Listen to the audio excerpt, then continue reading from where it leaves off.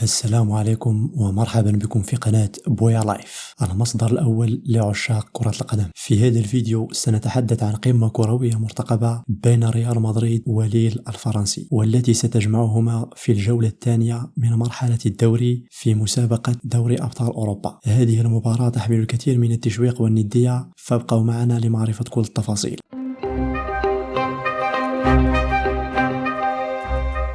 ريال مدريد يحل ضيفا ثقيلا على فريق ليل وعينه على النقاط الثلاث ليعزز صدارته، فهل الريال يستطيع تحقيق الفوز في هذه الجولة والحفاظ على صدارته خصوصا بعد إصابة نجمه كيليان مبابي، أم أن ليل سيخلق المفاجأة في هذه المباراة؟ ستلعب هذه القمة يوم الأربعاء الموافق ل2 أكتوبر 2024 على الساعة 8 مساء بتوقيت المغرب، الجزائر وتونس، وعلى الساعة 10 مساء بتوقيت السعودية. وستنقل هذه المباراة على قناة بي إن سبورت HD1. تأكدوا من ضبط أجهزتكم لمتابعة هذا اللقاء المثير، ولا تنسوا دعمنا بلايك والاشتراك في القناة وتفعيل جرس التنبيهات ليصلكم كل جديد حول مباريات كرة القدم.